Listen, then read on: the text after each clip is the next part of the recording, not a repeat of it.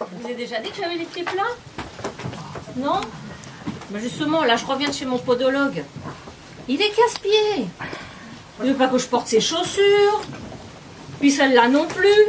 Enfin, d'ailleurs, c'est celle que j'allais mettre pour le spectacle, mais je tiens pas sur mes pieds. Donc je fais ni du 36, ni du 37, éventuellement du 36,5. J'ai un pied légèrement plus grand que l'autre. Enfin bref, j'ai du mal à trouver chaussures à mon pied. Pourtant j'en avais bien besoin. Hein. Que dernièrement, j'ai décidé, comme ça, au pied levé, de faire le chemin de Saint-Jacques de Compostelle à pied. Oh, quelle expérience! Vous voulez que je vous raconte? Bon, ben alors il va falloir tout prendre au pied de la lettre. Hein. Donc j'avais rendez-vous avec des amis à Saint-Jean-Pied-de-Port, un endroit où j'avais jamais mis les pieds. J'ai fait le pied de rue pendant 3 heures, mais voyant venir personne, j'ai levé le pied et je suis partie de pied ferme sur le chemin.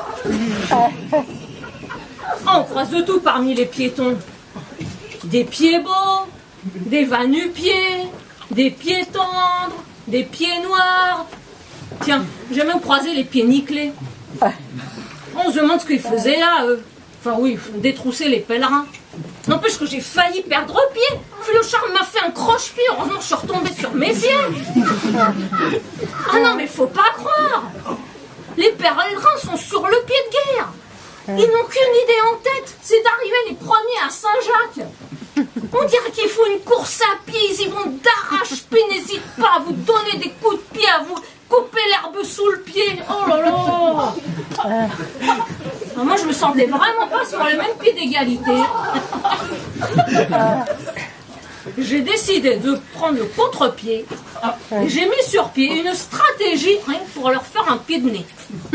J'ai décidé de prendre mon pied et de marcher tranquillement en profitant des magnifiques paysages. Tiens, je me verrais bien acheter un petit pied à terre là.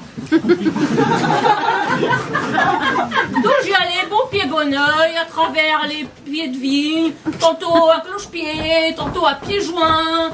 Quand il s'agissait de traverser un lac ou une rivière, je préférais mettre le pied à l'étrier et traverser à cheval, parce qu'en général, j'ai pas pied. Et de toute façon, j'ai pas le pied marin. Une fois pied à terre, je poursuivais ma randonnée pédestre. 1 kilomètre à pied, ça use. 1 kilomètre à pied, ça use les souliers. On va la preuve, hein.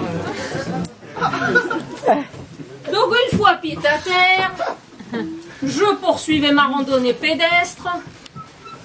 Au bout de 20 km, je commençais à traîner des pieds. J'avais l'impression d'avoir un boulet au pied. Je ne rêvais plus que d'une chose, c'était d'arriver au refuge et de m'allonger les doigts de pied en éventail.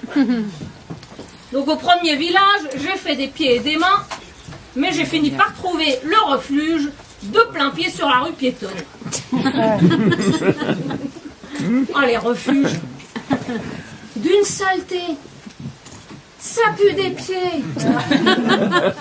Les pèlerins sont tous là en train de se masser la plante de pied. Ils vous montrent leur corps aux pieds. Ça ne parle que de ça. On se croirait chez mon podologue. Enfin bon, là j'étais au pied du mur parce que, vu l'heure qu'il était, il n'y avait plus aucun hôtel de libre. Donc on m'indique les dortoirs. Je rentre sur la pointe des pieds.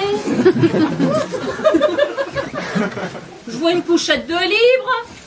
Oh, j'arrive, je pose mon sac au pied du lit. Et évidemment, il lui manquait un pied. J'attrape un gros pied qui traînait par là.